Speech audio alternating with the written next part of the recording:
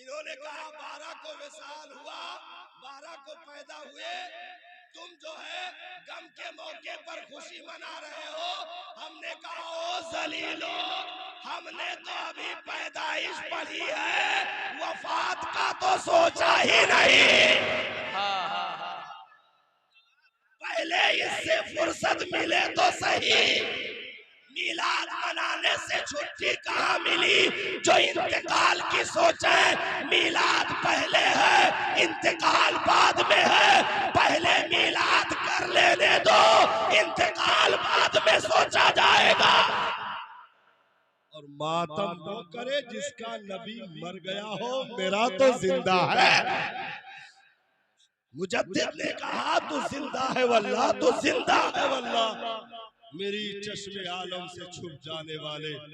इसलिए हम मुकद्दर के धनी हैं कि रब ने रबीउल अव्वल में ऐसा मसीहा हमें अता फरमाया। ये सारी चीजें मुस्तफा का, हजरत ज़बीह का खिताब जिक्र मुस्तफा का, हजरत मसीह का खिताब जिक्र मुस्तफा का। इसलिए कोई मीलाद को नया न बताए, आलमे अरवाह से मीलाद कायम है, अब तक महफिल चल रही है, महशर ही में कंप्लीट होगा। नारे तकबीर, नारे रिसालत, मीलादे मुस्तफा, अज़मते सरकारे मदीना। और मीलाद, मीलाद एक ऐसा मंजर है, एक ऐसी खुशबू है जो हमें अता की गई है। एक बहुत बारीक नुक्ते की तरफ हम इशारा करें, ताकि साहब गौर कीजिएगा, एक तारीख की तरफ मैं इशारा करने जा रहा हूं।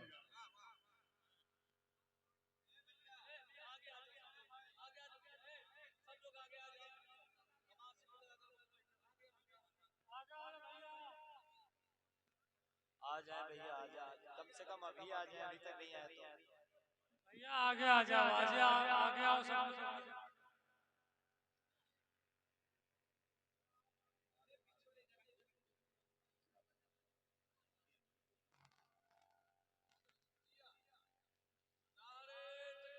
अरे जल्दी जहाँ हो वहीं बैठ जाओ, जहाँ मुनासिब समझे वहीं बैठ जाए। अब इधर उधर करने का वक्त नहीं है, इसीलिए कुछ छेड़ा नहीं, मैं डायरेक्ट शुरू हूँ। हाँ, और इंशाअल्लाह तकरीर कुछ देर में शुरू हो जाएगी। दुरूद शरीफ का नगमा एक मर्तबा अल्लाहुम्मा सल्ली अला सय्यदना शफीअना हबीबना मौलाना मुहम्मदिन मादिन जुद वल करम वाली व असहाबी बारिक वसल्लम। एक बार नुक्ते की तरफ इशारा। आज तक पूरी दुनिया में ऐसा न हुआ कि जिसके लिए खिताब हो खुद वो जात उसी के लिए खतीब बन जाए।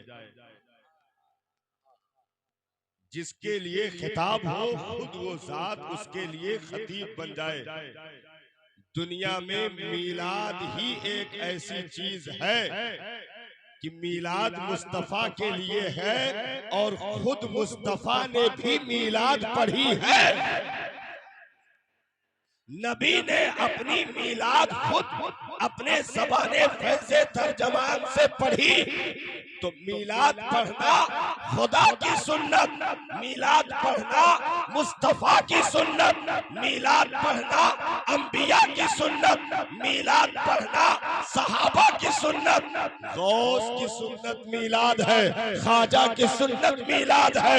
इसमें जितनी भी मखलूक कायनात में आई, शजर भी मुस्तफा का मीलाद पढ़ रहा, हजर भी मुस्तफा का मीलाद पढ़ रहा, और कायनात का जर्रा जर्रा मुस्तफा के मीलाद में आज भी रब्बुल लिसान है। ये जमीन भी मीलाद वाली है, आसमां भी मीलाद वाला है। जिसे इनकार हो मीलाद की जमीन छोड़ दे और मीलाद का आसमान छोड़ दे, क्योंकि परवरदिगारे आलम ने ये मंजर मीलाद ही के लिए कायम फरमाया। सरकार की तशरीफ आवरी। अब इसमें बहुत सारे एतराजात भी होते हैं, जवाब उनका देते आए, दे रहे हैं, देते रहेंगे। जवाब देने की कोई हाजत नहीं है, हमारा काम ही जवाब है, हमारा काम ही जवाब है। एक चीज याद रखें, एतराज कयामत तक बाकी रहेगा, चाहे जितना जवाब दिया जाए एतराज खत्म नहीं हो सकता। एतराज मीलाद पर, सलाम पर, कयाम पर, फातिहे पर, नियाज पर, चादर पर, गागर पर एतराज कायम था, है, रहेगा। कयामत तक एतराज खत्म नहीं हो सकता। लेकिन मीलाद भी कयामत तक बंद नहीं हो सकता।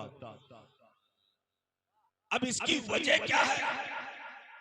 एतराज खत्म क्यों नहीं होगा, इसे कयामत तक बाकी क्यों रखा जाएगा? वजह सिर्फ यही है कि एतराज बाकी रहेगा तो करने वालों का जायका भी बाकी रहेगा। जितने शदीद एतराज होंगे करने वालों को उतना ही ज्यादा मजा आएगा, जायका मिलेगा। जब कोई रोके कि जुलूस नहीं निकालना चाहिए, फिर झंडा उठाने का जायका ही कुछ और है। और एतराज आज से है, एतराज आज से है। भाई हजरत आदम अलैहिस्सलाम के जिस्म को, खाकी जिस्म को बनाने के लिए मिट्टियां इकट्ठा की गई। मालूम किया गया किस लिए इकट्ठा की जा रही है, आदम को बनाया जाएगा। एतराज हो गया। सुनिएगा एतराज की उम्र क्या है, कहां से एतराज चली है। अभी हजरत आदम के उस पुतले को तैयार भी नहीं किया गया, अभी उस मिट्टी को गूंथा भी नहीं गया, सिर्फ रब ने अपनी राय जाहिर फरमाई, एतराज हो गया, बना दिया गया। सजदे के लिए कहा गया, सब झुक गए, एतराज खड़ा रहा। सजदे में सब चले गए, एतराज खड़ा रहा।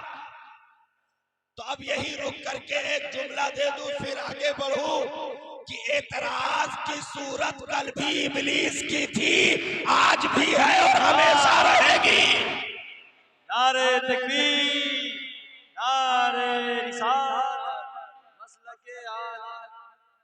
जन्नत से हजरत आदम रुए जमीन पर तशरीफ लाए, क्या एतराज को कैद कर दिया गया? नहीं, साथ साथ एतराज को रखा गया। हजरत आदम जमीन पर आए, एतराज साथ साथ। जितने भी नबी मबूस किए गए, एतराज भी साथ साथ। हजरत खलील आए नमरूद की शक्ल में, एतराज। हजरत मूसा आए फिरौन की शक्ल में, एतराज। जितने आए एतराज साथ साथ। और जब नबी आए तो पिछले जितने एतराज मर चुके थे सब इकट्ठा खड़े हो गए। अबू जहल एतराज के तौर पर, अबू लहब एतराज के तौर पर, उतबा एतराज, शैबा एतराज, मुगीरा एतराज, याबुल बख्तरी एतराज, ये तमाम एतराज वाले खड़े रहे। तभी तो मजा आया कि एतराज करने वाले करते रहे। बिलाल काबे की छत पर अजान दे दे, एतराज अपनी तरफ, मुस्तफा का काम अपनी तरफ। तो एतराज नहीं खत्म हो सकता। एतराज करने वाले, भाई एतराज कहाँ खत्म हुआ, आप कोई भी गोशा बताइए, मैं इशारा किए देता हूँ। सिद्दीक़ अकबर की खिलाफत एतराज साथ साथ। 2.5 लोगों ने नबी होने का दावा कर दिया, 2 मर्द 1 औरत। 2.5 लोगों ने नबी होने का दावा कर दिया सिद्दीक़ अकबर के दौरे खिलाफत। मुसैलमा कज़्ज़ाब सबसे बड़ा एतराज साथ में था। हजरत फारूक आजम के दौरे खिलाफत एतराज साथ साथ हजरत उस्मान गनी के दौरे खिलाफत बलवाइयों का एतराज अलग है, मुनाफिकीन का एतराज अलग है, मुर्तद्दीन का एतराज अलग है। मौला अली शेर खुदा के दौरे खिलाफत खारजियों के एतराज साथ साथ है। हसने मुश्तबा की दौरे खिलाफत एतराज साथ साथ, अमीर मुआविया की खिलाफत एतराज साथ साथ, इमाम हुसैन उठकर खड़े हुए, एतराज 22,000 की शक्ल में सामने है, एतराज 22,000 की शक्ल में सामने है। अब वो मामूली एतराज अपनी जगह पर, अब्बासी एतराज अपनी जगह पर, यहाँ तक कि जब जब एतराज उठा है रब ने जवाब देने के लिए हुसैन इब्ने अली से लेकर अहमद रजा बरेलवी तक जवाब देने वालों को पैदा किया। एतराज होता रहा, जवाब देने वाले उठकर जवाब देते रहे। सुभान अल्लाह, नारे तकबीर, नारे रिसालत, मसलके आला हजरत, जश्न मिलादुन नबी। अगर एतराज मामूनी और अब्बासी शक्ल में आए तो जवाब उमर बिन अब्दुल अजीज। अगर एतराज अकबरी फितने की चादर ओढ़कर खड़ा हो जाए तो जवाब हिंद की मिट्टी से उठने वाली वो अजीम हस्ती मुजद्दिद अल-फैसानी की शक्ल में एतराज करने वाले अलग अलग चोले बदलते रहे। यहां तक कि मामला ये आया 1824 में, गिनती देखिएगा 1824 में हिंदुस्तान में अब्दुल वहाब नजदीक के एतराज के चेले बन करके एतराज की शक्ल में उठकर खड़े हुए। ये हिंदुस्तान में पहला फितना 1824 में उठाया गया और किताबुत तौहीद का तर्जमा तक़वियतुल ईमान की शक्ल में करके वलीउल्लाह खानदान से उठने वाला एक नाहंजार इस्माइल देहलवी की शक्ल में एतराज बनकर खड़ा हो गया। एतराज वाले अलग अलग चोले बदले, भाई कहीं तो खुलकर सामने आए, कहीं दाढ़ी का सहारा ले लिया, टोपी का सहारा ले लिया, कुर्ते पजामे का सहारा ले लिया, सब सहारे लेकर के उठकर खड़े हुए। अब एतराज में दो पार्टियां शामिल हो गई।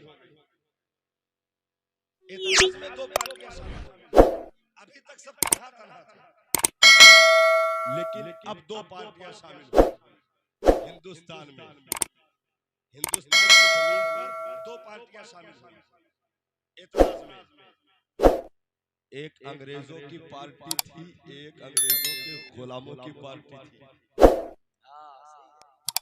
दो पार्टियां, एक खुले तौर पर मैदान के सहारे, एक बंद तौर पर मिंबरों मेहराब के सहारे ये एतराज के फितने उठकर खड़े हुए। अलग अलग लोगों ने चोले बदल करके इस हिंदुस्तान की जमीन को,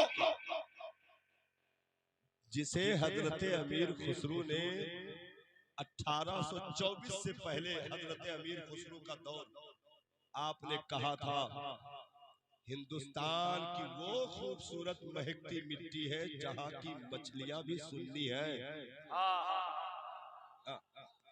जहां की मछलियां भी सुन्नी है। ये गंदगी 198 साल की उम्र हुई है इसकी, 198 साल की उम्र। उससे पहले पूरे हिंदुस्तान का चप्पा चप्पा अहले सुन्नत वल जमाअत के उस महकते हुए गुलशन से जो कलियां चटकती थी, तो सिर्फ दुलारे नहीं पैदा होते थे बल्कि रब के प्यारे पैदा होते थे। वलियों की मुकद्दस जमात इस हिंदुस्तान की मिट्टी पर कोई साबित करे माई मलाल 198 साल की तारीख रख दीजिए, पीछे चलिए पुराने अपने अकीदे की तरफ, तो इसी हिंदुस्तान की मिट्टी पर गरीब नवाज सुन्नी, कुतुबुद्दीन बख्तियार काकी सुन्नी, साबिर पाक कलियरी सुन्नी, वारिसे पाक सुन्नी, शाहे मीना सुन्नी, हजरत बरकतुल्लाह शाह सुन्नी, हजरत फरीदुद्दीन गंजे शकर सुन्नी, गौसे आजम सुन्नी, ये तमाम तर अहले सुन्नत वल जमात का राज था। और सिर्फ यही नहीं, अल्लामा फजले हक खैराबादी सुन्नी, हजरत मुफ्ती इनायत का कोरवी सुन्नी, हजरत सैयद किफायत अली काफी सुन्नी, हजरत मुफ्ती सदरुद्दीन आजुर्दा सुन्नी, ये तमाम अहले सुन्नत वल जमात की सिर्फ 1856 के गदर में 22,000 उलमा को फांसी दी गई, सब सुन्नी थे। तो वतन अहले सुन्नत की कुर्बानियों का मरहून मन्नत कल भी था, आज भी है, हमेशा रहेगा। हम कभी गद्दार नहीं हुए, हमने वफा की वो खुशबू इस हिंदुस्तान में बिखेरी है कि इसके एक एक जर्रे से आज भी हमने हमारे पूर्वजों के लहू की सुर्खियां चमक रही है, दमक रही है। ये खुशबू कल भी सुन्नी था, आज भी है और हमेशा रहेगा। नारे तकबीर, नारे रिसालत, मसलके आला हजरत, फैजाने आला हजरत, नारे तकबीर, नारे रिसालत। एतराज कभी खत्म नहीं होगा, एतराज तो बाकी रहेगा। अच्छा, एतराज करने वाले हर दौर में यही समझे कि हम ही है। एतराज करने वाले हर दौर में समझे कि हम ही हैं। अब कोई हमारी काट करने वाला नहीं, कोई माई का लाल पैदा नहीं, कोई जवाब देने वाला नहीं। लेकिन जब जवाब देने वाले उठे तो सिर्फ चोला नहीं, कदम के नीचे की जमीन भी खिसक गई, कदम के नीचे की जमीन भी खिसक गई। इतराज करने वालों ने ऐसा नहीं कि हाशिए पर रह करके इतराज किया, बल्कि कुर्सी पर, बादशाही कुर्सी पर बैठकर इतराज किया, हुकूमत हाथ में लेकर इतराज किया, फौज, तीर, कमान, हथियार, असलहा लेकर इतराज किया कि ताकत से दबा दिया जाए, कुव्वत से दबा दिया जाए, हुकूमत से दबा दिया जाए, बादशाहियत से दबा दिया जाए। लेकिन हुआ क्या? जब जलालुद्दीन अकबर ने इसी हिंदुस्तान की जमीन पर हजरते शेख मुजद्दिद अल्फे सानी को उठा करके ग्वालियर के जेल में डाल दिया, हुकूमत भी है, ताकत भी है, खजाना भी है, लश्कर भी है,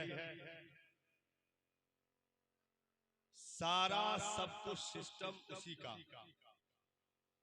जिसके हाथ में एतराज है उसी के हाथ में इनाने सल्तनत भी है। हक की तरफ, हक के परचम कुशाई करने वाली जात को उठा करके ग्वालियर के जेल में डाल दिया और ये सोचा कि हम ही हैं, एतराज रहेगा, एतराज का दौर दौरा होगा, एतराज ही रहेगी, कोई दूसरा इसका काट करने वाला पैदा नहीं हो सकता।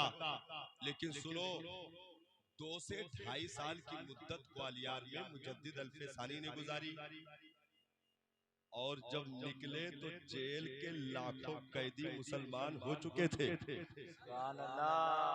ग्वालियर जेल में कलमे की गूंज उठी थी और जितने कैदी थे सब मुसलमान हो चुके थे। उस मर्दे मुजाहिद, उस दुर्वेशे हक ने उठ करके निकल कर जलालुद्दीन अकबर के आंखों में आंखें डाल करके गुफ्तगू की, इरशाद फरमाया, ओ जलालुद्दीन, तू एक मुजद्दिद को दबाना चाहता है, पीछे देख हजारों मुजद्दिद खड़े हैं। तो एतराज ये सोचता है कि हम फाती जो है पाबंदी लगाएंगे तो सब बंद हो जाएगा। अच्छा बताओ, जुलूस में कमी हुई है कि ज्यादती हुई है? जुलूस जहां जहां भी निकल रहा, जो भी शामिल रहे हो देखे होंगे मंजर। कमी है कि ज्यादती? आज के 16-17 साल पहले मैंने चिनहट में जुलूस की इब्तिदा तकरीबन 22 से 25 आदमियों के बीच में की थी, लेकिन अभी इसी 12 की तारीख की मैं गवाही दूं आपको, तकरीबन 15 से 16 हजार आदमी अपने साथ में खड़ा था। 20 से 25 से इब्तिदा की थी, लेकिन 15 से 16 हजार आदमी अभी इसी 12 रबीउल अव्वल की तारीख में 13 घंटा अपने साथ चलता रहा। मगरिब तक जुलूस निकला, सुबह 8 बजे से लेकर के, और ऐलान कर दिया गया, एतराज करने वालों तुम्हारी मिट्टी पलीद हो गई, मुस्तफा के दीवाने अभी भी जिंदा है। नारे तकबीर, नारे रिसालत, मसलके आला हजरत, सुभान अल्लाह। ऐसा क्यों हो रहा है कि जिसको इतना दबाने की कोशिश की जाए, चारों तरफ से दबाने की कोशिश की जाए, वो मजीद बढ़ता ही जाए। वजह क्या है? तो वजह दुनिया समझ ना पाई।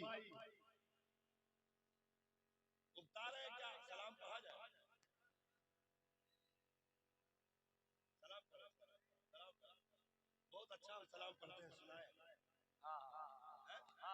सुनाए? अरे तो मिठाई लाओ, खड़े हो जाओ। अरे नहीं यार, भाई देखो, आपसे ज्यादा हम थके हैं।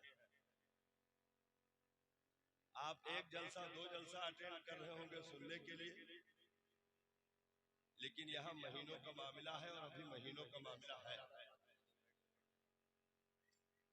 लेकिन रब का शुक्र है, मेरे मौला तेरे हबीब के जिक्र में ये जान भी हाजिर है। थोड़ी आप तवज्जो दीजिए, आपस में बात बाद में कर लीजिएगा, बहुत वक्त आपको मिलेगा। जो भी 20-25 मिनट आधे घंटे का मसला है, थोड़ी देर के लिए मैं हाथ जोड़ता हूँ आपसे। हाँ, थोड़ी देर के लिए थोड़ी तवज्जो दीजिए। मैं बुनियादी गुफ्तगू कर रहा हूँ। हकीकत बताऊं, अभी मैंने तकरीर शुरू नहीं की है। मैंने अभी तकरीर शुरू नहीं की। मैं तो आपको एक बुनियादी मजबूत ईंट दे रहा हूँ कि जिससे इमारत खड़ी होती है। एतराज हर दौर में होता रहा, लेकिन वजह क्या है? इतने एतराज होने के बाद ये खत्म क्यों नहीं हो रहा है, बढ़ता ही जा रहा है? भाई कुरान पर एतराज कम हुआ? जैसे नाजिल हुआ एतराज शुरू। मक्का वालों ने कहा कि तुम अपनी तरफ से बना करके पेश कर रहे हो, ये कोई कलाम इलाही नहीं है, जबकि कुरान में बार बार सबूत दिया जा रहा है। इनको तो फिर मिम्मा नज़्ज़लना अला अब्दिना फातू बिसूरतिन मिन मिस्ली, चैलेंज किया जा रहा है, वदो शुहदाकुम इन कुंतुम सादिकीन। तो ये तमाम तर एतराज का जवाब दिया, लेकिन उसके बाद क्या एतराज खत्म हो गया? एतराज सब कर रहे हैं। कुरान की ये आयत, वो आयत, फला आयत, ये आयत निकाल दो, उस आयत को यहाँ हटा दो। एक सरफिरा लखनऊ से उठ गए, उसने कहा कि हम नया कुरान छपवाएंगे, उसको लॉन्च कराएंगे। गोया उसने जाहिर किया कि हम अबू जहल की शागिर्दी का पूरा पूरा हक अदा करेंगे। ये आयत निकाल दो, ये आयत जिहाद है, ये आयत हटा दो, इस आयत से मादअल्लाह फितना फैलता है, फसाद फैलता है, लोगों में लड़ाई दंगा फसाद। चला कोर्ट तक मामला पहुंचा, कितने धरना प्रदर्शन हुए, सब कुछ हुआ, लेकिन कुरान की आयतें निकाली न गई, उस जलील को निकाल कर फेंक दिया गया। और रब ने बता दिया कि जो ऐसी नापाक कोशिश करेगा उसे दूध से मक्खी की तरह निकाल कर बाहर कर दिया जाएगा। इस्लाम कल भी सुथरा था, आज भी है और सुबह कयामत तक रहेगा। तो एतराज करने वाले बड़ी कोशिश करते रहे, लेकिन ये कामयाब क्यों नहीं हो रहे? इसकी एक बुनियादी वजह यह है, बहुत सारी वजह हैं, लेकिन एक बुनियादी वजह यह है कि ये जहां से मिटाना चाहते हैं वहां वो चीज है ही नहीं। बहुत बारीक चीज पर ध्यान दीजिएगा, जहां से मिटाना चाहते हैं वहां वो चीज है नहीं, और जहां है वहां ये पहुंच नहीं पा रहे हैं। जहां से मिटाना चाहते हैं वहां है ही नहीं, और जहां है वहां पहुंच नहीं सकते। इन्होंने समझा कि कुरान कागजों पर है, कुरान कागजों का मुहताज है, तो कागज से मिटाने की कोशिश करने लगे, जबकि कुरान वहां हकीकत में मौजूद ही नहीं।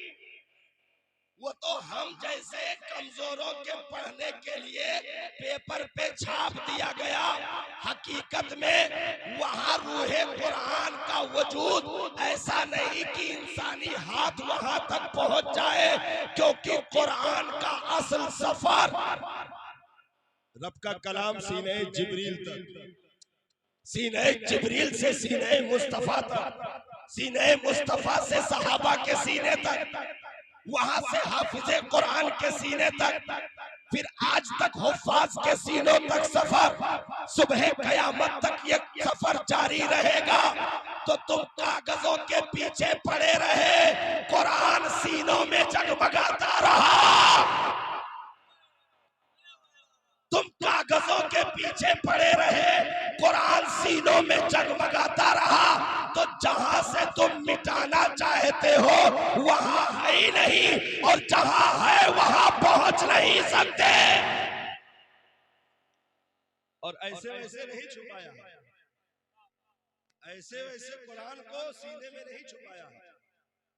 आप काट दीजिए, गर्दन काट दीजिए, हाथ काट दीजिए, पैर काट दीजिए, पेट चाक कर दीजिए, सीना चाक कर दीजिए, बोटी बोटी कर दीजिए, टुकड़े टुकड़े कर दीजिए, ढूंढिए कुरान कहाँ है, ढूंढिए कुरान कहाँ है। पूरा वजूद बोटी बोटी कर दिया जाए, कुरान मिले नहीं मिलेगा। ऐसा छुपाया है कि तुम बोटी बोटी कर दो तब भी नहीं मिलेगा। लेकिन तवज्जो हजरत, लेकिन जैसे नेज़े पे पहुंचेगा फिर पढ़ेगा। जैसे नेज़े पर पहुंचेगा फिर पढ़ेगा। कहा नादानो तुम मर जाओगे, ढूंढ नहीं सकते। नारे तकबीर, नारे रिसालत, अज़मत कुरान मुक़द्दस, फैज़ान आला हज़रत। जहां है वहां तुम पहुंच नहीं सकते। रहा दीन इस्लाम का मामला, तो जिनके जरिए से तुम इस्लाम मिटाना चाहते हो वहां इस्लाम को पाबंद नहीं किया गया। जिनके जरिए से इस्लाम मिटाना चाहते हो वहां इस्लाम को पाबंद नहीं किया गया। भाई किसके जरिए से मिटाना चाहते हो? मुसलमान, मुसलमान कि ये मिटेंगे तो इस्लाम चला जाएगा। एतराज करने वालों ने यही सोचा, जबकि कीड़े लग गए उनके दिमागों में। ऐसी साजिशें कामयाब नहीं हो पाती हैं। मुसलमान यहीं से इस्लाम मिटेगा, गलत, इस्लाम पाबंद ही नहीं। भाई मुसलमान किसे कहते हैं? इस्लाम के रास्ते पर चलने वाले को मुसलमान कहते हैं। तो रास्ता अलग है, मुसलमान अलग है। इस्लाम एक मंजिल है, इस्लाम एक सिराते मुस्तकीम है, इस्लाम एक मजहब है। मुसलमान उस पर चलने वाले को कहते हैं। तो मुसलमान के मिटाने से इस्लाम का कोई बाल भी बेकार नहीं हो सकता। और ये तारीख ने भी साबित किया, ये तारीख ने भी साबित किया। बगदाद में जब हेलाकू, चंगेजी, जब ये दौर आया बगदाद में, उन्होंने भी वही सोचा था जो आज उनकी औलादें सोच रही हैं। उन्होंने भी वही सोचा था, जुलूस पे बैन लगा दो, मिलाद पे बैन लगा दो, जैसे औलादें आज उल्टी सीधी हरकतें कर रही हैं। वही सोचा था चंगेजी दौर में, हेलाकू दौर में, बगदाद में। गौर से सुनिएगा, एक तारीख में छूकर निकलूंगा, है तो बहुत तफसीली। यही सोचा था। क्या किया चंगेजियों ने? एक एक मुसलमान को पकड़ पकड़ कर ज़बह कर दिया, काट दिया। बगदाद के दरियाए दजला का बंद तोड़ दिया गया। तहखाने से 1.25 लाख मुसलमानों की लाशें निकाली गई। तहखानों से 1.25 लाख मुसलमानों की लाशें निकाली गई। कुरान और दीगर किताब, हदीस, तारीख जो भी थी, फिक़ह की किताबें, उन कुतुब खानों में आग लगा करके दजला में राख फेंक दिया, जिससे तकरीबन महीनों तक दजला का पानी काला होकर बहता रहा। इतने लोगों को दजला में ज़बह किया गया कि महीनों तक उस खून की सुर्खी खत्म न हो सकी। क्या सोचा गया कि यहीं से इस्लाम मिटता है, इनको काट दो। यहीं से कुरान मिटता है, इस कुतुब खाने को आग लगा दो, किताब जला दो। यही सोचा था ना। ज़हन हाजिर रखिएगा, बहुत दूर की बात मैं करने लगा। काट दो। यहां तक उन लोगों ने, चंगेजियों ने किया कि पूरी रुए जमीन पर अपनी जानकारी में उन्होंने एक भी मुसलमान नहीं छोड़ा। लोगों को ढेर सारा रुपया, पैसा, अशरफी, दिरहम, दीनार दिए जाते थे। अगर कोई किसी मुसलमान का पता बता देता तो उसको इनामो इकराम से माला माल कर दिया जाता। ढूंढ ढूंढ करके मार दिया और खुश हो गए कि चलो खत्म मामला। न मुसलमान रहा, न इस्लाम रहा, न किताबें रही, न कुरान रहा। खुश हो गए। फितने करने वाले, एतराज करने वाले खुश हो गए। अब चंगेजियों ने अपने पादरी को कहा कि खड़े होकर के मजमे आम में जितना गाली दे सकते हो तुम इस्लाम को गाली दो, मादअल्लाह पैगंबरे इस्लाम को गाली दो, दिल खोल कर तुम बुराई करो। अब तुम्हें रोकने वाला कोई नहीं है, क्योंकि इस्लाम का सूरज डूब रहा है, मुसलमान खत्म हो चुका है, अब इस जमीन पर इस्लाम नहीं आ सकता। उसने खड़े होकर के नबी की शान में गुस्ताखियां करना शुरू कर दी, इस्लाम को गाली देना शुरू कर दिया, बानिया इस्लाम के खिलाफ बकवास करना शुरू कर दिया। चंगेजियों की फौज का एक वजीर था, जिसका एक पालतू कुत्ता था जो सोने की जंजीर में बांधा जाता था। सोने की जंजीर में उसको बांधा जाता था, वजीर का कुत्ता था वो। खेमे के एक खूंटी से सोने की जंजीर से बंधा हुआ था। पादरी बकवास करने लगा तो वो कुत्ता भौंकने लगा, वो कुत्ता भौंकने लगा। लोगों ने कहा लगता तेरी तकरीर से भौंक रहा, कहा कि नहीं पालतू है। फिर उसने बकवास शुरू की, फिर भोंका, नहीं माना, फिर उसने गालियां देना शुरू की। सोने की जंजीर तोड़ करके उसी बगदाद की जमीन पर उस कुत्ते ने उस जलील की नली को पकड़ लिया और जब तक वो मर नहीं गया छोड़ा नहीं। जब तक वो मर नहीं गया उसने छोड़ा नहीं। ये एजाज देख करके चंगेजियों के 40,000 फौजियों ने उसी बगदाद में इस्लाम का कलमा पढ़ करके फिर से इस्लाम का झंडा उठा दिया और तारीख ने साबित कर दिया कि इस्लाम मुसलमानों के मिटाने का नाम नहीं है। इस्लाम कहीं से भी उठ सकता है क्योंकि वो एक मजहब का नाम है। डॉक्टर इकबाल ने कहा था तू ना मिट जाएगा, ईरान के मिट जाने से पासबा मिल गए काबे को सनम खाने से। नारे तकबीर, नारे रिसालत, मसलके आला हजरत, फैजाने आला हजरत, अज़मत कुरान, नारे तकबीर, नारे रिसालत। तो जहां है तुम वहां पहुंच नहीं सकते और जहां है नहीं तुम वहां सदियों से कोशिश कर रहे हो। जहां हकीकत में उसे बंदिश में नहीं रखा गया, इसीलिए रब ने कुरान में इरशाद फरमाया नहनु नज़्ज़लना ज़िक्रा व इन्ना लहू लहाफ़िज़ून। हमने कुरान, हम इसकी हिफाजत करेंगे।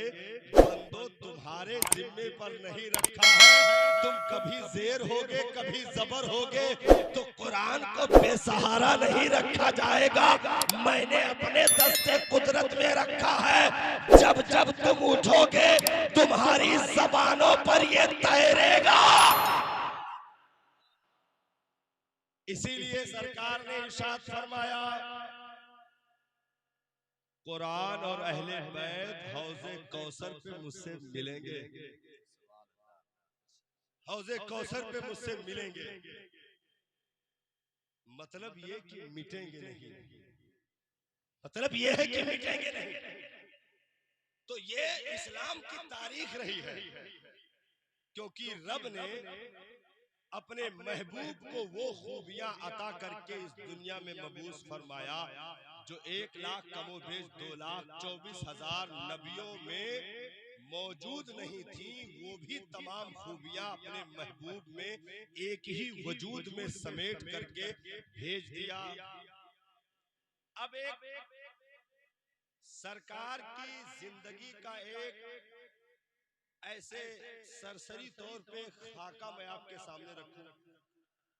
हाँ, सरसरी तौर पे खाका रखूं, फिर समझ आएगा कि इनकलाब किसे कहते हैं।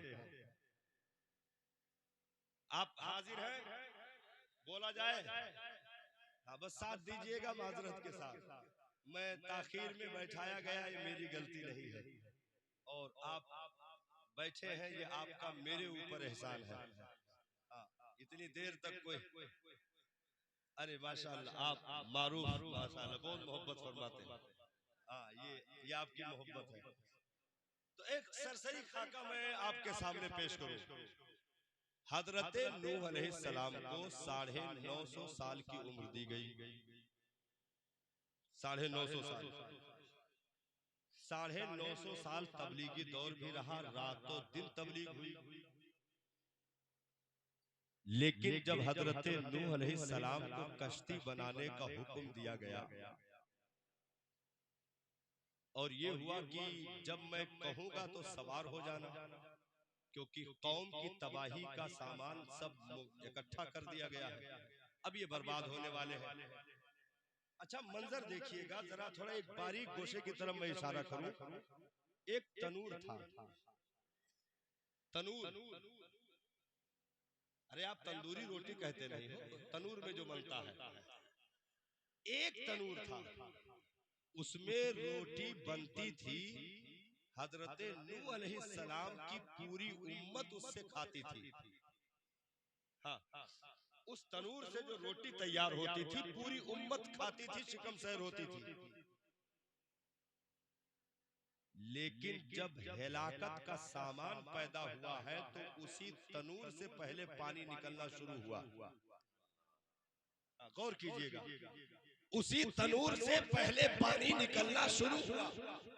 पता ये चला कि अगर फर्मा बरदारी रहे तो रब उसी जगह से तुम्हें पाल सकता है, और अगर नाफरमानी आए तो उसी से मार सकता है। जब तक फर्मा बरदारी रही उसी तनूर से कौम पलती रही। नाफरमानियां हद से ज्यादा तजावुज कर गई, पैगंबर के सारे मैसेज का इनकार कर दिया, तो उसी तनूर से मौत का सामान पैदा हुआ। 40 रोज तक बारिश, एक दो दिन हम नहीं बर्दाश्त कर पाते।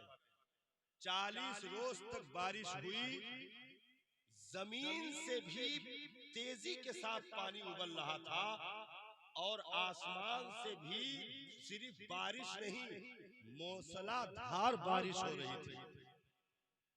मूसलाधार बारिश आसमान से और तेजी के साथ जमीन से भी पानी उबलता रहा। ये सिलसिला 40 दिन तक चला। पूरी दुनिया पानी पानी हो गई, बड़े बड़े पहाड़ भी सब डूब गए। हजरत नूह अलैहिस्सलाम जब कश्ती में सवार हुए तो आपके साथ 950 साल की तबलीग में कितने लोग थे?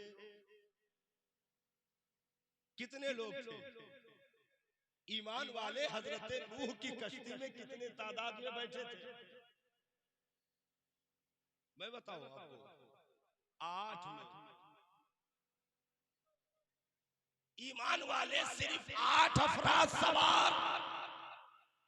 950 साल की तबलीग में 8 लोग मुसलमान, 8 लोग सिर्फ कश्ती में सवार थे। और अंबियाए किराम का तो मामला बहुत अलग रहा। हजरत लूत अलैहिस्सलाम ने तबलीग की, कौम सरकशी पर आमादा रही। रब ने इरशाद फरमाया, प्यारे तुम बस्ती खाली कर दो और निकलना तो मुड़कर देखना भी नहीं। मुजरिमों की जहां लंबी फहरिस्त थी, उन्हीं मुजरिमों की फहरिस्त में आपकी बीवी का भी नाम दर्ज था। हजरत लूत अलैहिस्सलाम की बीवी का नाम भी उन्हीं मुजरिमों के फहरिस्त में दर्ज था। जब आप बस्ती से निकले हैं तो आपकी सगी 2 बेटियों के अलावा कोई तीसरा साथ नहीं था साहब। इतनी तबलीगी दौरे के बाद एक भी मुसलमान साथ नहीं था। सिर्फ 2 सगी बेटियों को आप साथ लेकर के बस्ती से निकले और मुड़ करके बस्ती की तरफ देखा भी नहीं। रब ने मना कर रखा था। हजरत जिब्रील आए, पूरी बस्ती के तह के नीचे पर डाल दिया और बस्ती को इतनी ऊपर उठा कर ले गए कि आसमान के फरिश्तों को भी इनके जानवरों की आवाजें सुनाई पड़ रही थी, और वहां से पलट दिया। यही हाल कौम आद का हुआ, यही हाल कौम समूद का हुआ। हजरत जकरिया अलैहिस्सलाम को तो सर पे हारा रख करके 2 हिस्सों में कौम ने चीर कर तकसीम कर दिया। एक भी मुसलमान साथ नहीं, पैगंबर को अलग कत्ल करने का जुर्म कर डाला उस कौम ने। इतनी लंबी उम्र, लेकिन रिजल्ट जब देखा गया तो रिजल्ट 0% जा रहा था। लेकिन जब एक लंबी फहरिस्त है, मैं स्टार्ट कर रहा हूं इसको, लेकिन जब हजरत ईसा के आसमान पर उठाए जाने के बाद 650 साल गुजरने के बाद, 650 साल फितरत का दौर गुजरा, इसमें कोई नबी नहीं। 650 साल के बाद मक्कतुल मुकर्रमा की सरजमीन पर रबीउल अव्वल की 12 तारीख दिन दोशंबा सुबह सादिक के वक्त आमिना की झोपड़ी में अब्दुल्ला का लाल मुस्कुरा रहा था। ऐ शबे असरा के दूल्हा, मेरे माँ बाप आपके कदमों के लगे जर्रों पर भी कुर्बान। तुमने क्या दे दिया कायनात को कि नशा कयामत तक उतर नहीं सकता है। क्या दे दिया तुमने उम्मत को कि नशा कयामत तक उतर नहीं सकता है। इतनी तबलीग इस जमीन पर हुई साहब, लेकिन 8 अफराद से ज्यादा तजावुज न कर सके। पैगंबर दुनिया में आए, अभी आमिना की झोपड़ी में जलवा गर हुए। इनकलाब ये देखा गया कि मक्का की मिट्टी में जो पौधे दफन हो चुके थे उन्होंने भी सर उठाकर मुस्कुराना शुरू कर दिया। जिन दिनों से दूध रुखसत हो चुका था, अचानक उनमें दूध का सैलाब बगैर मौसम के पके हुए फल दरख्तों से जमीन पर गिरकर चूम रहे थे, टपक रहे थे। काबा का वजूद जो पत्थरों की दीवार, वो अपने दीवार समेत ऐसा झुका कि अब्दुल मुत्तलिब गवाह बन गए कि काबा किसी और तरफ नहीं बल्कि आमिना के घर की तरफ मेरे पोते मुस्तफा के इस्तकबाल में झुका। क्या इनकलाब दे दिया नबी ने। सरकार दुनिया में तशरीफ लाए। अच्छा, पीछे ऐसे मामलात रहे कि बहुत सारे पैगंबरान के लिए माँ बाप का साथ, वजूद में अलग अलग सपोर्ट करने वाले लोग मौजूद रहे, लेकिन यहाँ मामलात ऐसे थे। अच्छा, जमीन भी बड़ी हमवार दी गई थी और पैगंबरों को जमीन भी बड़ी हमवार दी गई। भाई, कोई पैगंबर मिस्र में आ रहा, कोई पैगंबर उर्दून में आ रहा, कोई पैगंबर श्रीलंका में आ रहा, कोई पैगंबर जॉर्डन में आ रहा, कोई पैगंबर शाम में आ रहा, कोई पैगंबर फिलिस्तीन में आ रहा, कोई पैगंबर बगदाद में आ रहा। जमीन हमवार थी, सब तो सादा, रिस्क के सारे सामान मौजूद। लेकिन जब खातमुन नबीयीन की बेइज्जत का मामला आया, जमीन भी पत्थर की, दरो दीवार भी पत्थर के, लोगों के दिल भी पत्थर के, लोगों के हाथों में भी पत्थर। ऐसी जमीन। उसके बाद मंजर ये हुआ,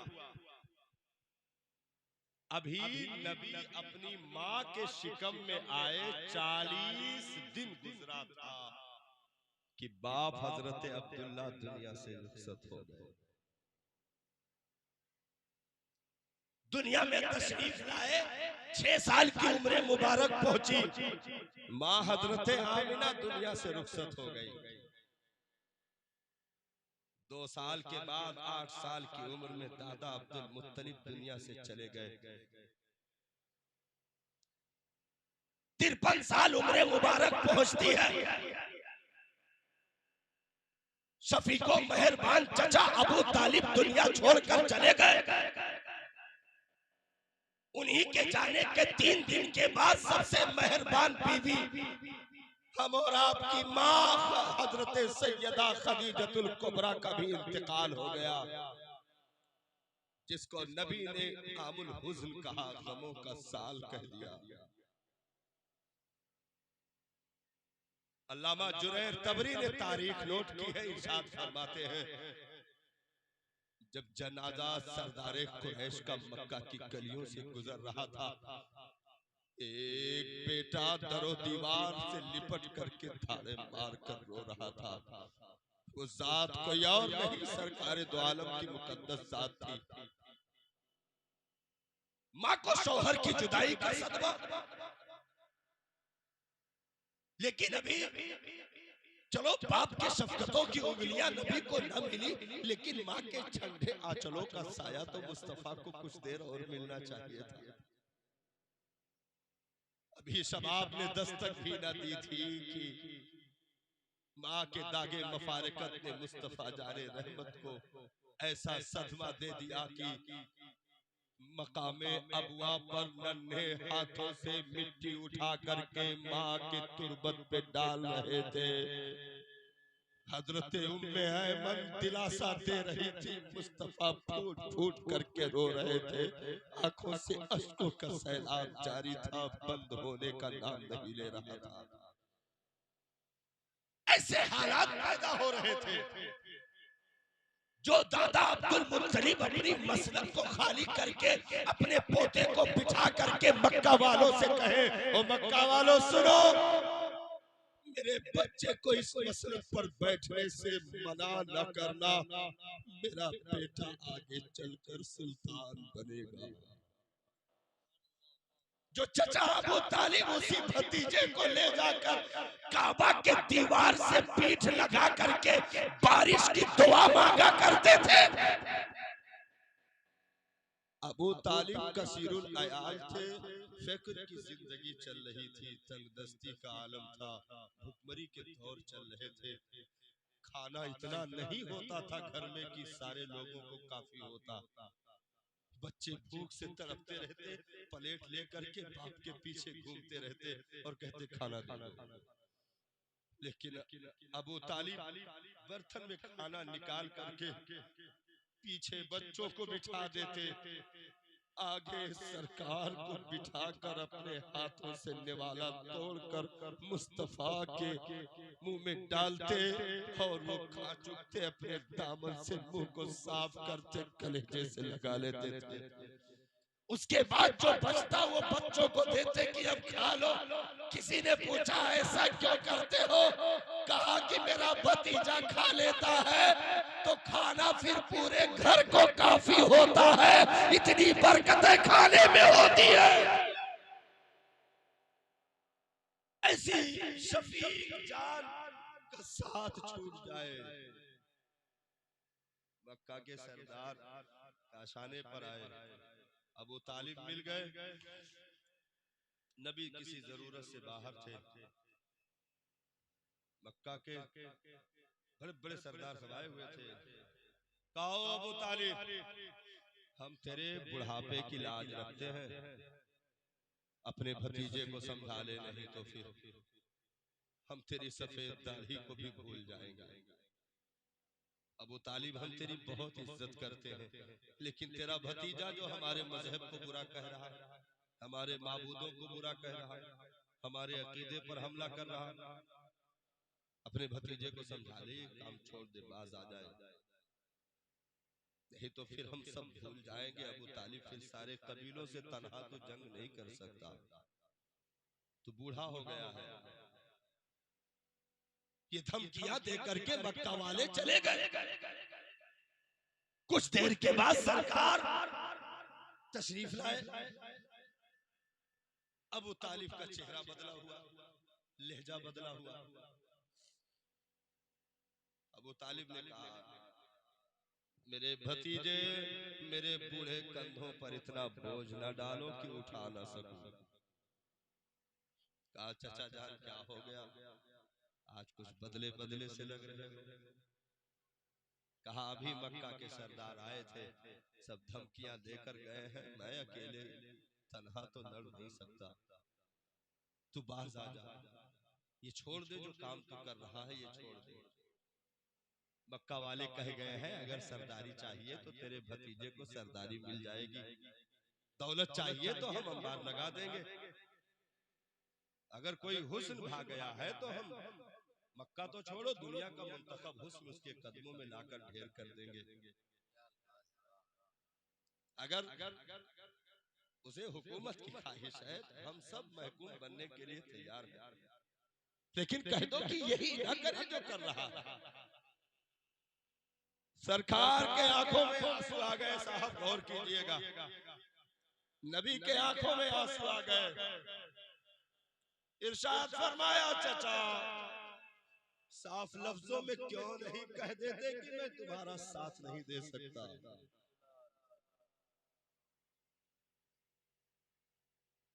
तुम भी चले जाओ, दादा अब्दुल मुत्तलिब चले गए, चचा तुम भी छोड़ दो। बाप का तो चेहरा मैंने जाहिरी नहीं देखा, तुम ही मिले थे, तुम भी छोड़ दो, चले जाओ चचा, साथ छोड़ दो, मुझे और साथ की जरूरत नहीं है। रहा मक्का वालों का मामला, उनकी पेशकश तो मिले तो कह देना, दौलत हुकूमत तो छोड़ो, मेरे एक हाथ में चांद दूसरे में सूरज लाकर क्यों ना रख दे चचा, मैं अपने मिशन से हट नहीं सकता। एक हाथ में चांद दूसरे में सूरज लाकर क्यों ना रख दे, मैं अपने मिशन से हट नहीं सकता। चचा आप क्या बातें कर रहे हो? रब ने मुझे नबी बनाया है, मबूस किया है, आखिरी पैगंबर बनाया, मेरी जिम्मेदारी है। आप साथ देना नहीं चाहते हो ना दो। अबू तालिब इस कदर रोए भतीजे की आंखों में आंसू देखकर कि अबू तालिब की दाढ़ी तर हो गई। दौड़कर सरकार को कलेजे से लगा लिया और उसी मक्का की जमीन पर अबू तालिब ने एक तारीखी जुमला अदा किया था। अबू तालिब ने कहा, मेरे भतीजे अगर तुम अपने मिशन में इस कदर साबित कदम हो तो बूढ़े चचा की जान क्यों ना चली जाए, मैं तुम्हारा साथ नहीं छोड़ सकता, मैं तुम्हारा साथ नहीं छोड़ सकता। आए मक्का वाले, जिसका दम खम हो वो आ जाए। ऐसा शफीक चचा जब जनाजे की शक्ल में निगाहों के सामने लेटा हो तो दुनिया सोच सकती है गमों का पहाड़ कैसा होगा। सब्र अय्यूब की दास्तानें बहुत मशहूर है साहब, लेकिन मुस्तफा का सब्र अगर रख दिया जाए तो सब तिनके की शक्ल हो जाएंगे। गिरिए आदम की दास्तानें बहुत मशहूर है साहब, लेकिन मुस्तफा के आंसू अगर रख दिए जाए तो सब हेज हो जाए। सब्रे अय्यूब गिरिए आदम, गिरिए याकूब की बेटे की जुदाई में इस कदर याकूब ने आंसू बहाए हो कि कुरान बोले वबियत्ततैना, याकूब की दोनों आंखें सफेद हो गई बेटे यूसुफ की जुदाई में रोते हुए। मुस्तफा ने तो कितने यूसुफ अपने निगाहों के सामने खो दिए। ये गमों का एक तवील सिलसिला है साहब, मैं गमों का सिलसिला बोलूं तो कई घंटे नाकाफी होंगे।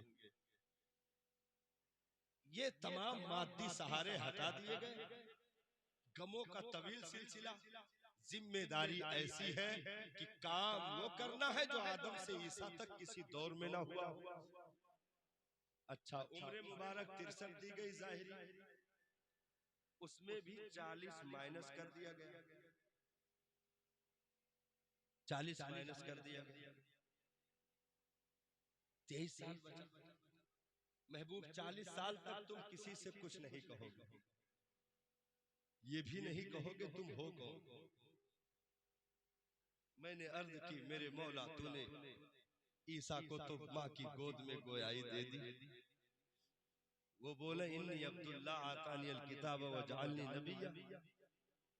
ईसा तो बोले माँ की गोद में, हजरत मरियम की गोद में लेटे हुए दूध पीते बोल पड़े कि मैं अल्लाह का बंदा हूँ, रब ने मुझे नबी बनाकर भेजा है, मैं किताब भी लेकर आया। और जब तेरे महबूब की बात आए तो तू 40 साल उनको खामोश कर दे।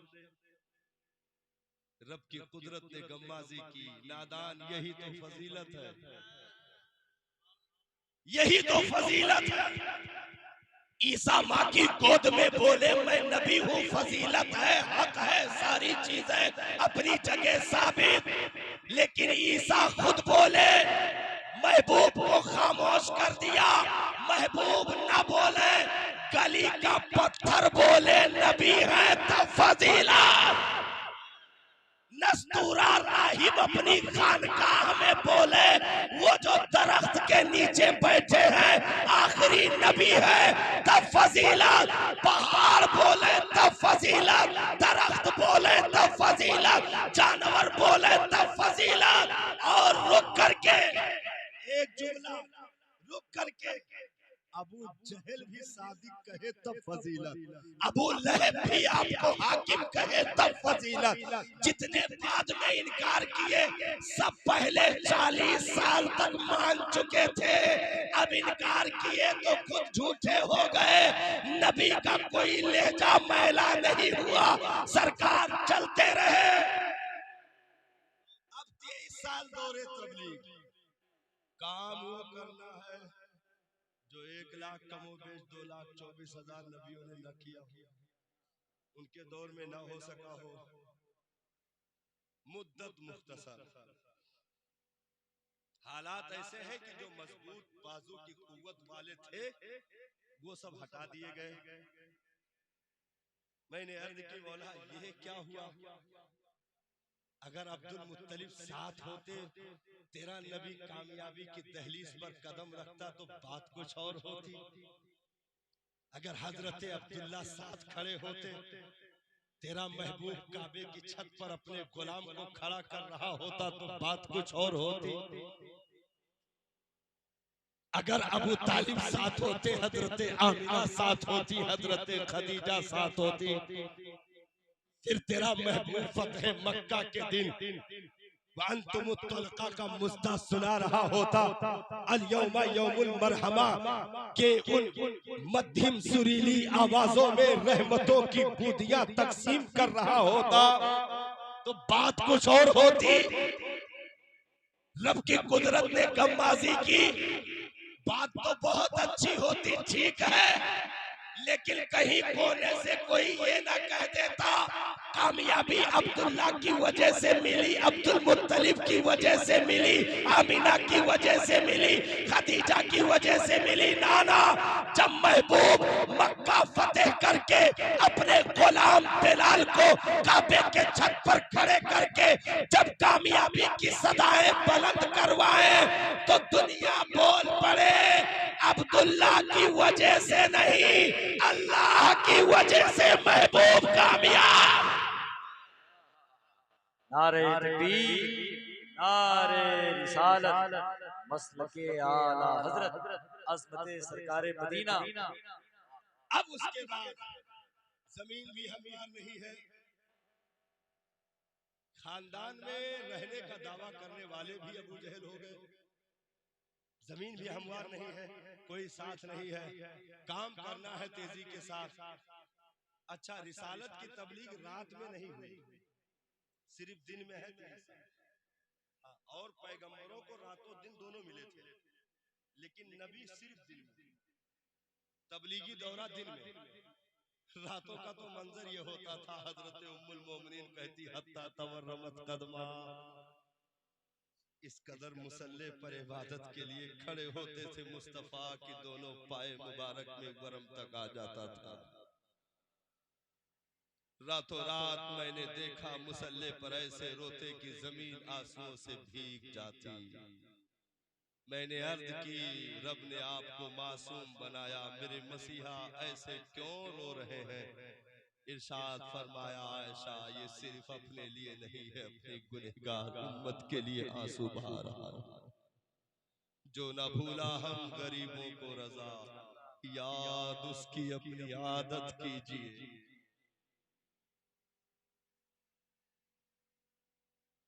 ऐसे मनाजिर सामने है साहब कि मैं अगर खोलूं तो चीखें निकल जाएंगी। ऐसे मनाजिर निगाहों के सामने, क्या कुछ नहीं किया मक्का वालों ने, क्या कुछ नहीं किया उस रास्ते को रोकने के लिए, लेकिन पैगंबर तेजी के साथ बढ़ते रहे।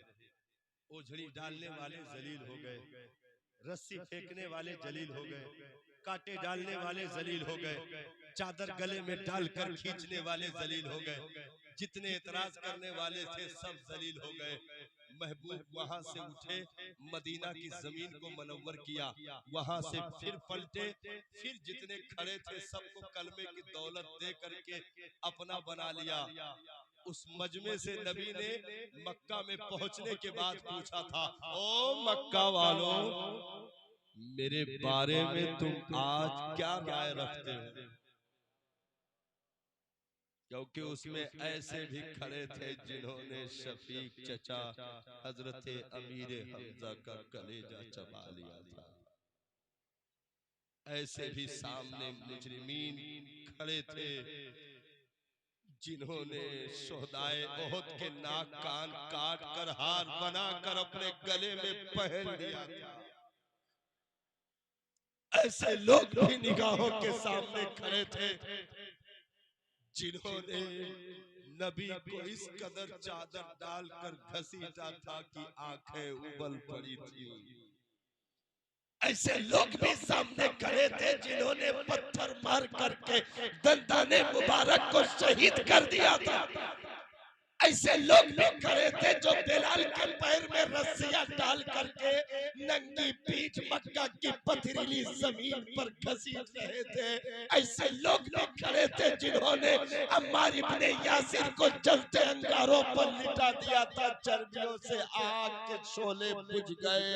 ऐसे लोग भी खड़े थे जो चटाइयों में लपेट कर गुलामों को धुआं दे रहे थे।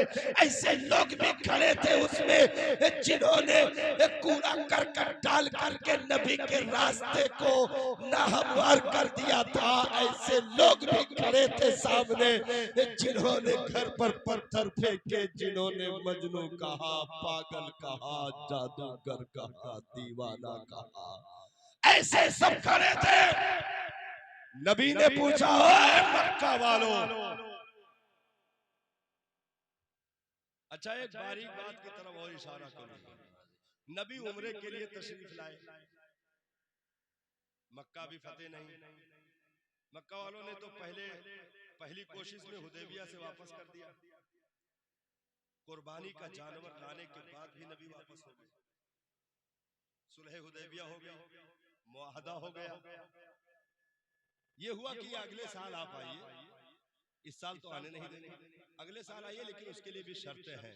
तलवार नियाम में रहे, 3 दिन से ज्यादा आप हरम में ठहर नहीं सकते, और कोई भी हथियार साथ नहीं रख सकते। मुख्तसर लोग आइए, ज्यादा लोगों को आने की जरूरत नहीं है। नबी आए, वो पॉइंट जो मैं बताने जा रहा हूँ हजरत उस पर गौर कीजिएगा। हाँ, वो पॉइंट, नबी आए, तवाफ किया, सब कुछ हो गया।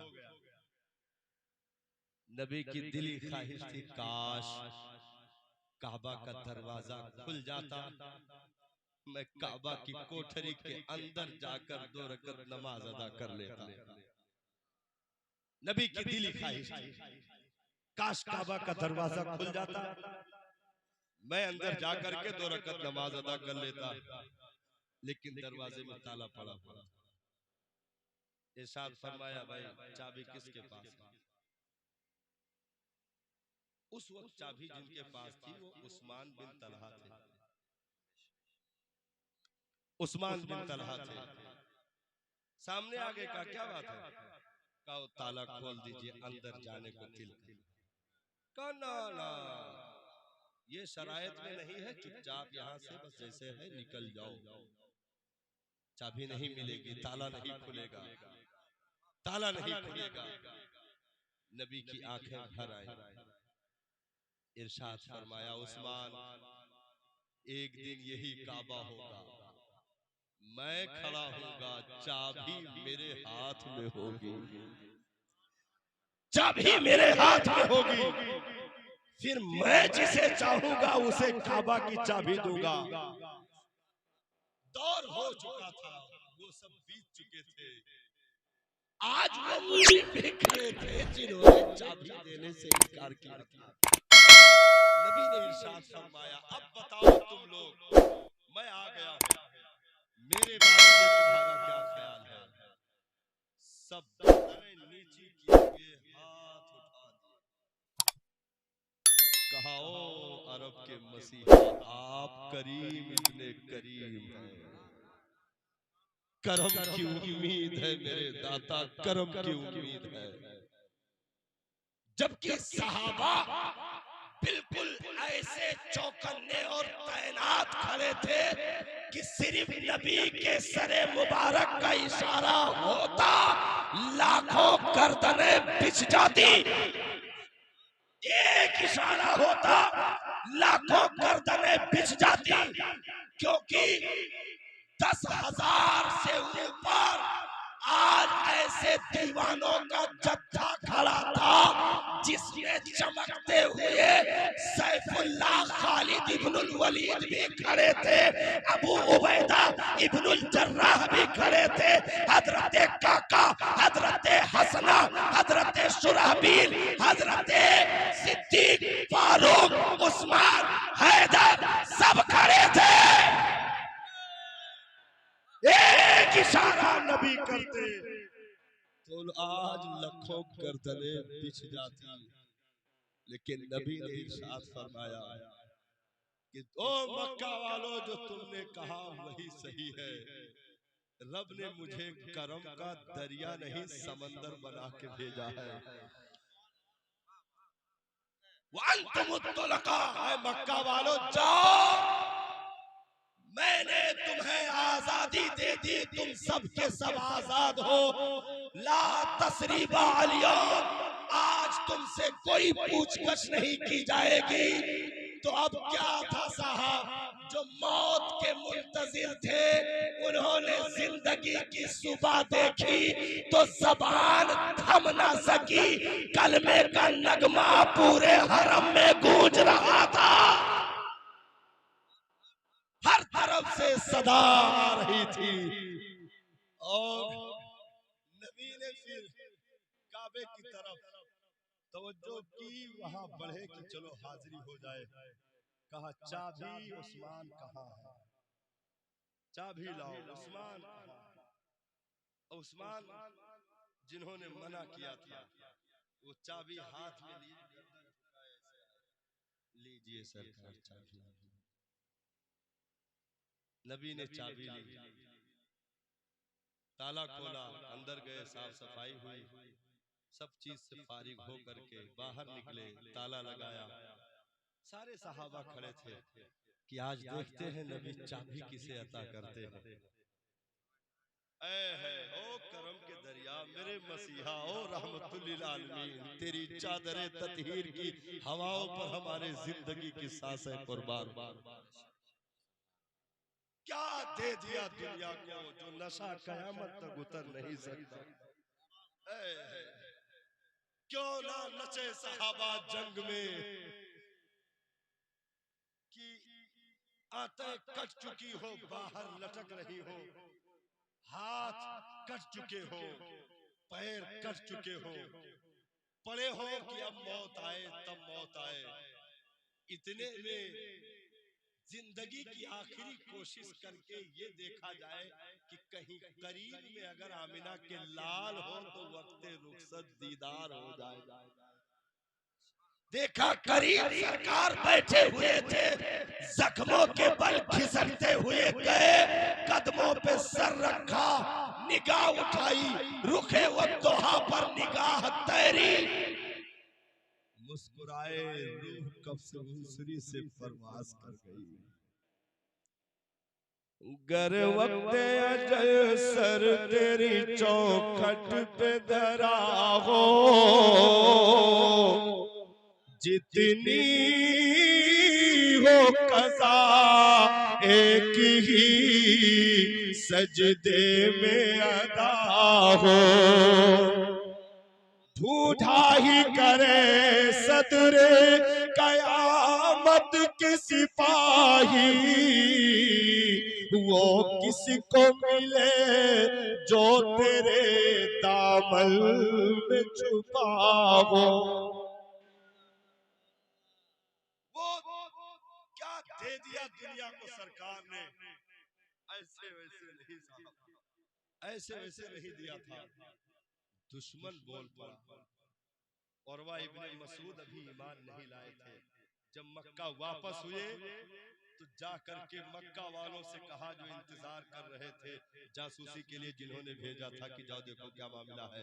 उरवा इब्ने मसूद लौटे, कहा तुम लोग मुकाबले की सोच रहे हो, रातों रात अगर भागना चाहते हो तो भाग लो। कहा उरवा कैसी पागलपन की बातें हो रही हैं। कहा मैं बड़े बड़े बादशाहों के दरबारों में नौकरी कर चुका हूँ, उनके खुद्दाम, उनके मवाली, उनके गुलामों को देख चुका हूँ। लेकिन आज जो मैंने देखा, ऐ मक्का वालों सुनो, मैंने जिंदगी में कभी ऐसा मंजर नहीं देखा। मैं उस वक्त पहुंचा जब नबी वजू कर रहे थे, सहाबा लपक लपक कर पानी हाथों में ऐसे ले रहे थे कि एक भी कतरा जमीन पर गिरने भी नहीं दे रहे थे। यहाँ तक कि अगर कुल्ली फरमाते तो वो भी किसी दीवाने का हाथ होता, कोई पी रहा होता, कोई चेहरे पर मल रहा होता। भीड़ ज्यादा थी, लोग ऐसे भी कह रहे थे यारा हट जा, जोहर का तूने ले लिया, असर का मुझे ले ले। मैंने ऐसी दीवानगी दुनिया में नहीं देखी। होशियारों से जंग लड़ना आसान है, लेकिन दीवानों से जंग लड़ना नाकों चने चबाना है। तो ऐसे नबी ने इरशाद फरमाया, जहां सब मुंतजिर थे कि चाबी किसे मिलेगी, नबी ने इरशाद फरमाया ऐना उस्मान इब्न तलहा, उस्मान कहाँ है, बुलाए जाए। सर झुकाए हाजिर हुए, इरशाद फरमाया उस्मान तूने चाबी नहीं दी थी, मैं तुझे चाबी दे रहा हूँ, मैं तुझे काबा के दरवाजे की चाबी दे रहा हूँ। और उस्मान सुन ले, कयामत तक तेरी नस्ल में ये चाबी रहेगी, कोई जालिम छीन नहीं सकता। तो आज भी काबा की चाबी जिनके पास है वो उस्मान इब्ने तलहा की नस्ल से आज भी सऊदी अरबिया में मौजूद है, जिनके पास चाबी है।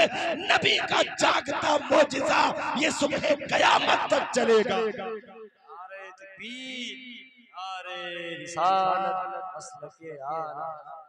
23 साल कलील मुद्दत में जब नबी दुनिया से तशरीफ ले जा रहे थे, हज्जतुल वदा का मौका है, गदीर खुम के मकाम पर नबी खुतबा दे रहे हैं। सामने 1,24,000 से जायद सहाबा का जम्मे गफीर मौजूद है। 1 लाख जितने बताते हैं तादाद तो और उससे कई गुना है। ये तो उनकी तादाद बताई गई है जो हज में पहुंच गए थे। 1,24,000 से जायद सहाबा जो हज में पहुंच गए थे, ये उनकी तादाद है। बाकी अलग अलग मकाम पर, शहरों पर कहां कहां दीवाने थे जो न पहुंच सके, उनकी तादाद अलग है। जब ये 23 साल के कलील मुद्दत में दीवानों की भीड़ दे करके मुस्तफा दुनिया से आंखें बंद कर रहे थे, तो कुदरत ऐलान कर रही थी, मेरे महबूब जो काम दौरे आदम से ईसा तक ना हो सका, ऐ अरब के मसीहा तूने पूरा कर दिया।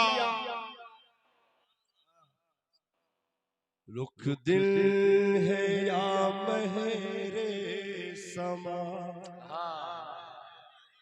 ये भी नहीं वो भी नहीं, शब जुल्फ या मुश्किल खुदा, ये भी नहीं वो भी नहीं।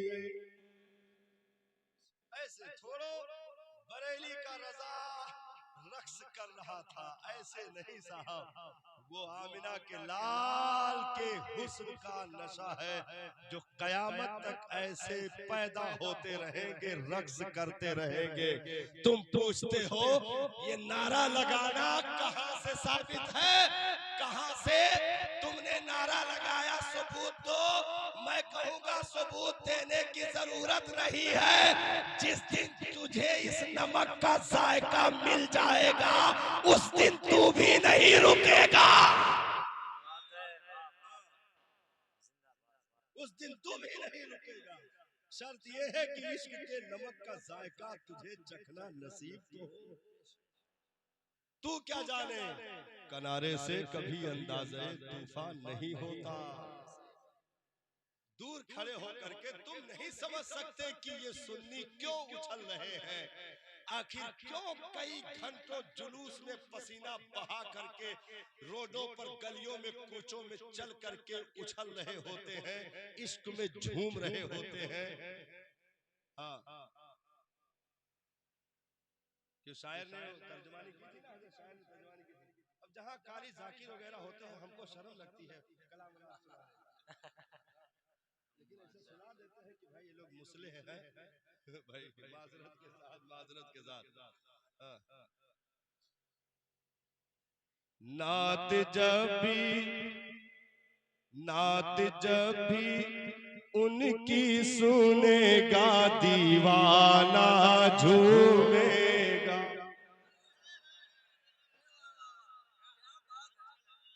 आज महफिल में नारा लगेगा दीवाना झूमेगा। कोई उसका जायका चक्कर देखे तो सही, दूर रहकर कोई ओवैस हो जाए तब भी नशा नहीं उतरता, तब भी नशा नहीं उतरता। तुम कहते हो ये कहां से साबित, वो कहां से साबित। मैंने कहा सब कुछ साबित है, तू साबित नहीं है।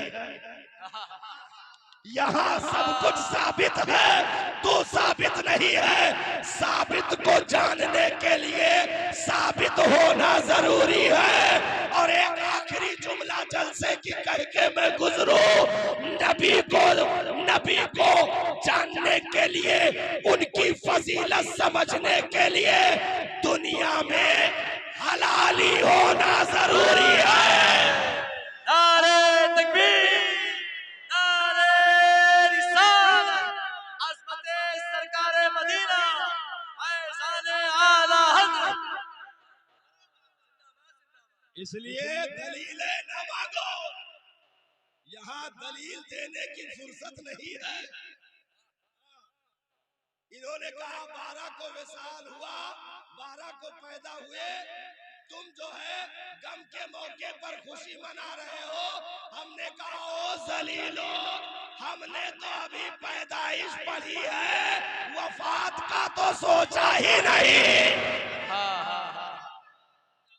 पहले इससे फुर्सत मिले तो सही।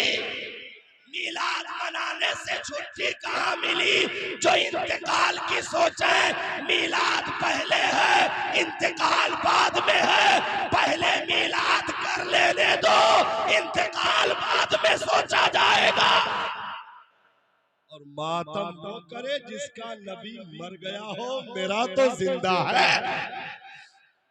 मुजद्दिद ने कहा तू जिंदा है वल्लाह, तो जिंदा है वल्लाह, मेरी चश्मे आलम से छुप जाने वाले। इसलिए हम मुकद्दर के धनी हैं कि रब ने रबीउल अव्वल में ऐसा मसीहा हमें अता फरमाया। ये सारी चीजें कैसे हमें नसीब होगी? हमें दुनियावी तालीम के अलावा और भी ज्यादा जरूरी चीज जिसको मदरसा गुलशने रजा पूरा कर रहा है। अलग अलग बस्ती में अलग अलग मदारिस इदारे मौजूद हैं। पूरी यहाँ की बस्ती वालों के लिए खुसूसियत के साथ कि अपने बच्चों को ऐसे दूल्हा बना करके मदरसे से जुड़ जाइए। देखिए स्टेज पे बाद में बोला जाता है, तैयारी मदरसे में पहले की जाती है। इसलिए अपनी नस्लों को कम से कम 60-70 साल की जिंदगी मिली, 2-4 बच्चे परवरिश के लिए मिले। हम 60-70 साल की जिंदगी उन बच्चों में गुजार कर मर जाएं और उन्हें सीधा रास्ता भी ना दिखा सके तो बाप बनने पर लानत है। मर जाएं, इतना यतीम करके चले जाएं कि सगे बाप के जनाजे पर बेटा दुआ भी पढ़ने लायक ना हो, उसकी कब्र पर खड़े होकर के सूरह फातिहा की तिलावत भी न कर सकता हो। इतना यतीम न करना नस्लों को। उन्हें इश्क दो, इन्हें प्यार दो, मुस्तफा की मोहब्बत इनके कलेजों में डालो, इन्हें सीरत से करीब करो। इन्हें मदरसों में अपनी गोद में भले उठा कर ले जाना पड़े, मदरसे के हवाले करो। मौलाना शम्स तबरेज साहब जो बहुत ही मशक्कत और मेहनत के साथ आपके कंधे से कंधा मिला करके दीन के कामों की गुत्थियां सुलझा रहे हैं और उस मदरसे से दीन के उस चश्मे आपको जारी किए हुए हैं जिसको पीने के बाद आबे हयात का पता मिलता है। इसलिए ऐसी ऐसी स्कीमों से, ऐसे मिशन से, ऐसी कमेटी से जुड़े और मदरसे की तरफ रुख करें, मस्जिद को आबाद करें, अपने आप को कम से कम इतना तो बना ले मरने से पहले कि कोई देखे तो पता ना पूछे, जैसे ही देखे बोल पड़े ये तो नबी का दीवाना है। हाँ, ये नबी का दीवाना है। कब्र में जब आएंगे फरिश्ते कह देंगे सरकार मेरे, कह देंगे सरकार मेरे। कब्र में जब आएंगे फरिश्ते कह देंगे सरकार मेरे, सोने दो। आप लोग थोड़ा बेदाग हो जाइए, तकरीर खत्म है। सोने दो आराम से इसी को, ये तो मेरा दीवाना है, ये तो मेरा दीवाना है। किस्मत ने गर साथ दिया तो शहर मदीना जाना है, शहर मदीना जाना है। आईना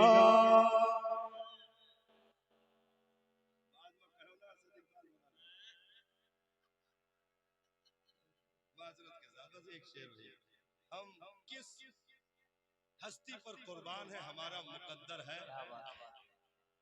आखिरी कड़ी व सलाम। आईना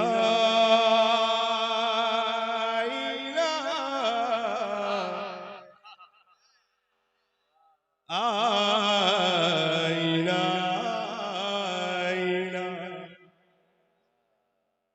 आईना इश्क का पहला जीना बना। आईना इश्क का पहला जीना बना। आईना टूट कर जब गिरा तो तरफ, अरे एक काबा बना, एक मदीना बना। आईना इश्क का पहला जीना बना।